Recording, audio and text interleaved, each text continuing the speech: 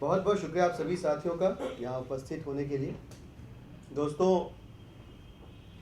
पिछले कई दिनों से या यूँ कह लें कि 8 तारीख के बाद से इस देश में नोटबंदी के नाम पर एक खूनी खेल चल रहा है। रोज़ाना मौतें हो रही हैं और सरकार इतनी संवेदनहीन है कि मरने वालों की संख्या सरकार के लिए सिर्फ एक नंबर जान पड़ती है। लोग सवाल कर रहे हैं, कोई जवाब देने वाला नहीं है। लोग मर रहे हैं, किसी की जिम्मेदारी तय नहीं हो रही है। रोज नए फरमान आ जाते हैं पुराने फरमानों के ऊपर। बैंक के कर्मचारी तक मजाक उड़ाते हैं हर आधे घंटे में ये पूछकर कि भाई अभी कुछ नया ऑर्डर तो नहीं आया। व्यवस्था के नाम पर, प्लानिंग के नाम पर हालत यह है कि कभी 2000 निकाल सकते हैं तो कभी 4000 निकाल सकते हैं तो कभी 4500 निकाल सकते हैं। और इन सबके बीच अब एक बात 100% स्पष्ट हो गई है कि नोटबंदी के नाम पर ये जो 8 लाख करोड़ रुपए का घोटाला है, इस 8 लाख करोड़ रुपए के घोटाले के साथ साथ भारतीय जनता पार्टी ने यह स्कीम अपने लोगों के काले धन को सफेद करने के लिए बनाई। इसका एक उदाहरण नोटबंदी के ठीक बाद आया, जिसमें वेस्ट बंगाल की बीजेपी यूनिट ने इस योजना की घोषणा के ठीक पहले करोड़ों रुपए जमा कराए बैंक में, जिससे स्पष्ट हुआ कि भाजपा के लोगों को पहले से पता था। इसके बाद कई राज्यों के भारतीय जनता पार्टी के पदाधिकारियों के पास इस योजना की घोषणा के कई दिन पहले 2-2 हजार रुपए के नोटों के बंडल दिखाई दिए, जिससे ये और पुख्ता हो गया। आज 2 विषयों पर बात करेंगे हम। एक खबर आई है, एक ऑनलाइन न्यूज पोर्टल ने रिपोर्ट किया है जिसे कि कैसे भारतीय जनता पार्टी की बिहार राज्य की इकाई ने अपनी पार्टी के ओर से, पार्टी के नेताओं की ओर से नोटबंदी के ठीक पहले करोड़ों रुपए की जमीनों की खरीदारी की, प्रॉपर्टी की खरीदारी की। इस पहले विषय पर, और इसके बाद जो दूसरा विषय है कि भारतीय राजनीति के इतिहास में पहली बार ऐसा हुआ कि देश के उच्च संवैधानिक पद पर आसीन माननीय मोदी जी ने किस प्रकार से अपना वचन भंग किया और देश के साथ धोखा किया। इन दोनों मामलों पर विस्तृत जानकारी देंगे हमारे साथी राघव चटर्जी। दोस्तों, जैसा कि आप जानते हैं कि आम आदमी पार्टी ने नोटबंदी जब लागू हुई उसके 2 दिन बाद अपना बयान जारी कर हमारे नेता और दिल्ली के मुख्यमंत्री श्री अरविंद केजरीवाल जी ने ये बात रखी आप सबके सामने कि भारतीय जनता पार्टी ने नोटबंदी लागू करने से पहले अपना काला धन ठिकाने लगा दिया और अपने जो भी काला धन इनके पास था उसको बकायदा या तो बदल लिया या इन्वेस्ट कर दिया। इसका पहला सबूत हम सबके सामने आया भारतीय जनता पार्टी के पंजाब इकाई के को convener legal cell Sanjeev Kamboj. उन्होंने 6 नवंबर को अपने सोशल मीडिया पर 2-2 हजार के नए नोटों की फोटो डाली। प्रधानमंत्री के 8 नवंबर को घोषणा करने से पहले 2 दिन पहले भारतीय जनता पार्टी के वरिष्ठ नेता संजीव कंबोज ने 2-2 हजार के जो नए नोट आए हैं उनकी फोटो सोशल मीडिया पर डाली। तो इससे यह साबित हो जाता है कि 2000 के नोट भारतीय जनता पार्टी के नेताओं के पास 8 नवंबर से पहले उपलब्ध थे। दूसरा सबूत क्या आया हमारे सामने कि भारतीय जनता पार्टी की पश्चिम बंगाल की इकाई, पश्चिम बंगाल में भारतीय जनता पार्टी का सुपड़ा साफ है, इनके पास ना संगठन है ना सपोर्ट बेस है। उस पश्चिम बंगाल की भारतीय जनता पार्टी की इकाई ने कई करोड़ों रुपए का बैंकिंग ट्रांजैक्शन अपने बैंकिंग खाते में प्रधानमंत्री की 8 नवंबर की घोषणा से 6-7 घंटे पहले करा। मैं पूरे जिम्मेदारी के साथ आपके समक्ष बात रख रहा हूं। पश्चिम बंगाल की भारतीय जनता पार्टी की इकाई ने कई करोड़ों रुपए का बैंकिंग ट्रांजैक्शन प्रधानमंत्री की 8 नवंबर की घोषणा से कुछ घंटे पहले करा। वो एक ऐसी इकाई है जहां ना इनके पास समर्थन है ना कोई वोट बेस है, और ये धन कहां से आया ये सब आप जानते हैं। तीसरा सबूत, एक बड़े चैनल ने ये खबर पेश करी और जनता के सामने ये दर्शाया कि कैसे जुलाई से सितंबर का जो क्वार्टर होता है, उस क्वार्टर में सरकारी बैंकों के अंदर अब नॉर्मल इंक्रीज हुआ बैंक डिपॉजिट्स में। यानी कि कुछ लोग, मोदी जी के कुछ चंद अरबपति, पूंजीपति मित्र, धन्ना सेठ, उनके पास ये खबर पहले ही चली गई थी और जुलाई से सितंबर 2016 के बीच इन लोगों ने बैंकों में अपना पैसा जमा कराया। इतना एबनॉर्मल राइज बैंक डिपॉजिट्स में नजर आया और वो एक मीडिया चैनल ने पूरी जिम्मेदारी के साथ आपके समक्ष रखा। अब एक चौथा सबूत निकल कर आया है। चौथा सबूत जो है वो तो चौंका देने वाला सबूत है। वो सबूत यह दर्शाता है कि भारतीय जनता पार्टी ने, भारतीय जनता पार्टी के राष्ट्रीय अध्यक्ष अमित शाह ने और भारतीय जनता पार्टी के कई वरिष्ठ नेताओं ने बिहार में जमीनें खरीदी और अन्य राज्यों में भी जमीनें खरीदी। ये जमीनें 500,000 के नोटों से खरीदी गई और ये जमीनें 7 नवंबर 2016 तक खरीदी गई। प्रधानमंत्री जी की घोषणा कब हुई नोटबंदी की? 8 नवंबर 2016। 500,000 रुपए के नोट बंद हो गए 8 नवंबर से, और 7 नवंबर तक भारतीय जनता पार्टी के नेताओं ने धड़ाधड़ अपने काले धन से जमीनें खरीदी। एक न्यूज वेबसाइट ने यह खुलासा करा और उसके कुछ मुख्य अंश मैं आपके समक्ष रखूंगा। पहले तो इसमें एक इनके वरिष्ठ नेता और बिहार विधानसभा के सदस्य संजीव चौरसिया का बयान छपा है। उसमें ये कह रहे हैं कि सीनियर पार्टी फंक्शनरीज के लिए ये लैंड पार्सल्स खरीदे गए।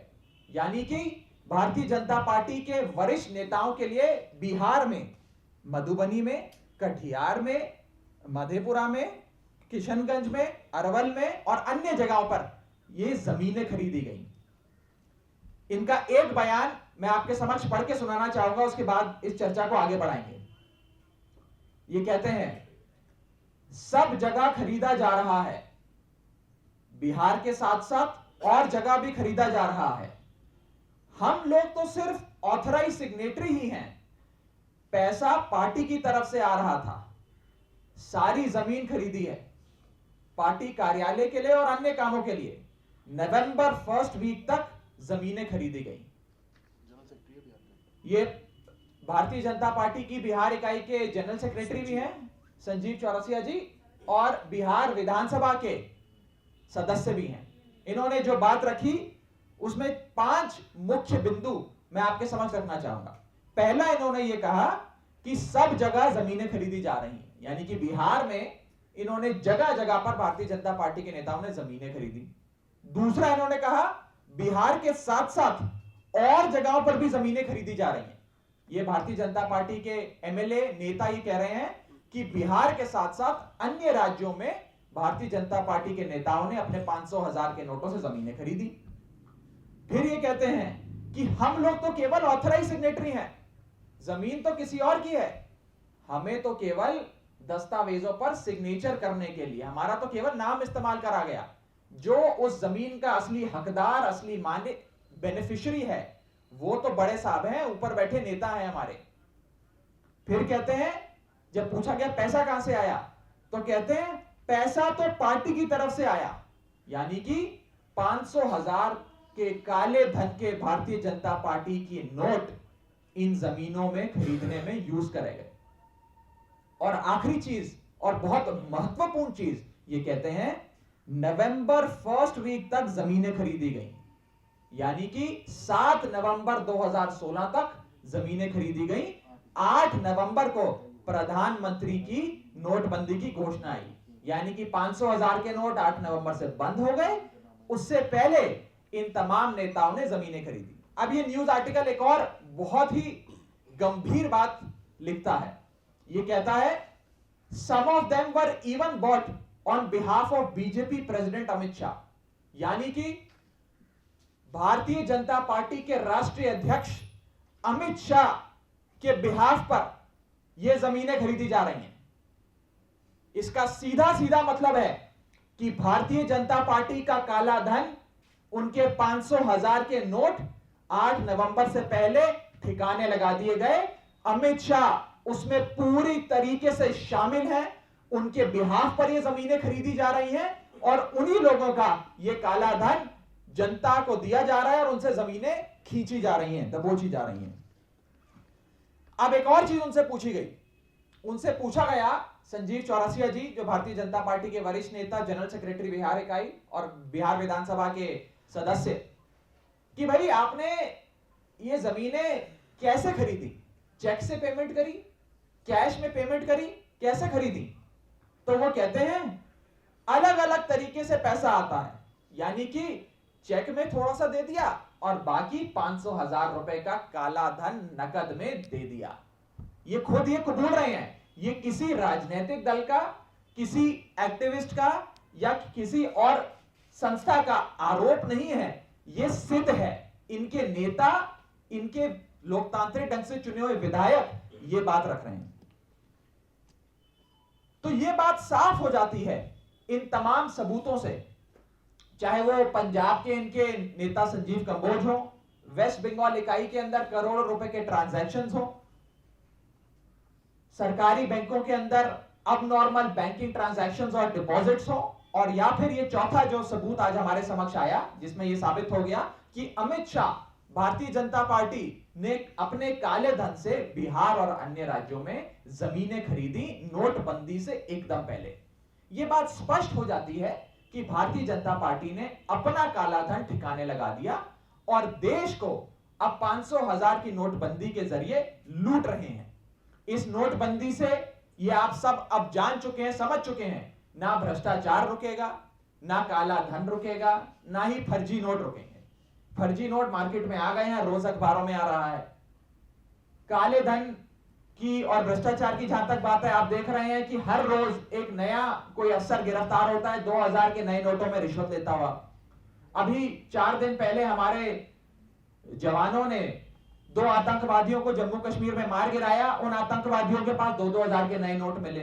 तो जहां तक काले धन, ब्लैक मनी, टेरर फाइनेंस, ये सब चीजों का सवाल है, वो सब तो ये स्कीम, उसका कुछ लेना देना नहीं है उससे, परंतु इस स्कीम का एक ही उद्देश्य है कि जिन पूंजीपतियों को 8 नवंबर से पहले यह बता दिया गया कि पैसा ठिकाने लगा लीजिए, हम ये स्कीम लागू करने जा रहे हैं, उन्हीं पूंजीपतियों के लिए 8 लाख करोड़ का इंतजाम करने के लिए मोदी जी ने यह नोटबंदी की स्कीम लागू करी है इस पूरे देश में। और पूरे दस्तावेजों के साथ आज हमने आपके समक्ष ये बात रखी और इस बात को सिद्ध करा। और आज जो वेबसाइट ने ये खुलासा करा है, ये लीज डीड का प्रिंट आउट भी लगाया है, यानी कि जो प्रॉपर्टी खरीदी जाती है उसकी रजिस्ट्री के कागज, उसका भी प्रिंट आउट इस वेबसाइट ने जारी करा है, आपके समक्ष रखा है। तो ये बात सिद्ध है कि भारतीय जनता पार्टी के नेताओं ने अमित शाह जी ने जमीनें खरीदी 7 नवंबर 2016 तक, यानी कि नोटबंदी से एक दिन पहले तक, और अपना 500,000 का काला धन इसमें लगाया। अब चलते हैं दूसरे महत्वपूर्ण विषय पर। मोदी सरकार ने जब से नोटबंदी लागू करी तब से कुल 25 बारी अपने फरमान, अपने डायरेक्टिव्स में अदला बदली करी, अमेंडमेंट करे, चेंज करे, रोल बैक करे। यह बात तो आप सब जानते ही हैं कि ये नोटबंदी की स्कीम किसी योजनाबद्ध तरीके से तो लाए नहीं गए। इन्होंने बस एक दिन मन करा और अनाउंस कर दिया कि 8 लाख करोड़ का घोटाला करते हैं, बड़ी अच्छा आइडिया, लागू कर देते हैं। इसी के चलते 25 रोल बैक्स इन लोगों ने अनाउंस करे। इसमें सबसे मुख्य जो प्रधानमंत्री जी ने 8 नवंबर 2016 को रात को 8 बजे जो भाषण दिया था, उसमें एक बात कही थी। उन्होंने कहा था, from the November 10th till 24th November, the limit for such exchange of old notes will be 4,000 rupees. From 25th November till 30th December, the limit will be increased. यानी कि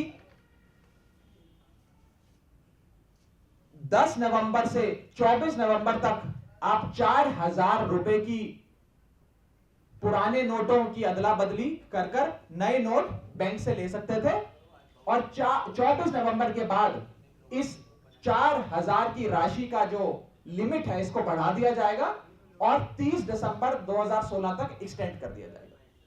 यह प्रधानमंत्री जी ने खुद, देश के, भारत के प्रधानमंत्री ने बयान दिया। इसके बाद इन लोगों ने अपना बयान बदला। पहले मैं साथ ही साथ नवंबर 11 को रिजर्व बैंक ऑफ इंडिया की नोटिफिकेशन भी आपके समक्ष रख देता हूं। जब प्रधानमंत्री जी ने 8 नवंबर को यह घोषणा करी कि 4,000 के नोटों की आप अदला बदली कर सकते हैं 24 तक, और 24 नवंबर से 30 दिसंबर तक इस राशि को बढ़ाया जाएगा, रिजर्व बैंक ऑफ इंडिया ने भी, भारतीय रिजर्व बैंक ने भी 11 नवंबर को एक प्रेस रिलीज जारी करी, नोटिफिकेशन जारी करी। उस नोटिफिकेशन में रिजर्व बैंक ऑफ इंडिया ने कहा, the facility for exchanging the withdrawn denominations of ₹500 and ₹1,000 is available for nearly 50 days.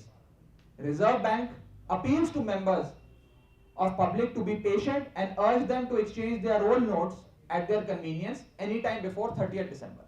Reserve Bank of India ने भी कहा कि भाई आप हड़बड़ी मत करिए, देश की जनता को कहा, परेशान मत होइए, लाइनों में मत लगिए, हम 50 दिन की समय सीमा दे रहे हैं। 30 दिसंबर तक आप अपने 500,000 के note over the counter exchange अदल बदल सकते हैं और नए नोटों की बैंक से प्राप्ति कर सकते हैं। यह रिजर्व बैंक, भारतीय रिजर्व बैंक ने कहा। इसके बाद 13 नवंबर को रिजर्व बैंक ऑफ इंडिया ने इस लिमिट को बढ़ा दिया, 4,000 से 4,500 कर दिया, थोड़ी सी राहत दी। परंतु 17 नवंबर को रिजर्व बैंक ऑफ इंडिया ने, मोदी सरकार ने इस लिमिट को 4,500 से फिर कम कर दिया और 2,000 पे ला दिया, यानी कि अब आप केवल 2,000 रुपए ही 30 दिसंबर तक अदल बदल सकते हैं। कल शाम यानी कि 23 नवंबर 2016 को मोदी सरकार ने एक और फरमान जारी करा, जिसमें उन्होंने यह कहा कि ओवर द काउंटर एक्सचेंज इन नोटों की बैंक में अदला बदली, पुराने नोट देकर नए नोट लेने की सुविधा 24 नवंबर से बंद करी जाती है। यानी कि प्रधानमंत्री ने जो 8 नवंबर को कहा वो झूठ कहा, रिजर्व बैंक ऑफ इंडिया ने 11 नवंबर को जो नोटिफिकेशन जारी करी और 50 दिन की बात रखी उसमें, वो झूठ था। और 23 नवंबर को इन लोगों ने एक और फरमान जारी कर अपने तमाम वायदों से, जनता को दी गई स्टेटमेंट से मुंह मोड़ लिया और उनकी तमाम स्टेटमेंट्स झूठ साबित हुई। भारतीय रिजर्व बैंक की विश्वसनीयता विश्व प्रसिद्ध है। आज इस देश की इकोनॉमी केवल और इस देश का तमाम व्यापार केवल भारतीय रिजर्व बैंक की विश्वसनीयता पे चलता है। यदि आप ये 100 का नोट देखें, ये 100 का नोट क्या कहता है? ये कहता है भारतीय reserve bank guaranteed by the central government, केंद्रीय सरकार की गारंटी है, मैं धारक को 100 रुपए अदा करने का वचन देता हूं। केवल रिजर्व बैंक ऑफ इंडिया के इस वचन पर देश की अर्थव्यवस्था निर्भर करती है। परंतु रिजर्व बैंक ऑफ इंडिया ने अपने वचन को झूठ साबित करा। मोदी सरकार ने रिजर्व बैंक को झूठ साबित करा और उसकी विश्वसनीयता पूरी तरीके से बर्बाद कर दी। इन लोगों ने 11 नवंबर को नोटिफिकेशन जारी कर कहा कि 50 दिन तक आप लोग अपने 500, 1000 के नोट बदल सकते हैं और लाइन में लगकर परेशान होने की आवश्यकता नहीं है। परंतु कल शाम को एक फरमान जारी कर यह सुविधा छीन ली और कहा कि 500, 1000 के नोटों की बैंकों में अदला बदली आज से समाप्त करी जाती है। मोदी सरकार ने रिजर्व बैंक ऑफ इंडिया को भारतीय जनता पार्टी का प्रवक्ता बना दिया है, जिसकी कोई विश्वसनीयता नहीं है।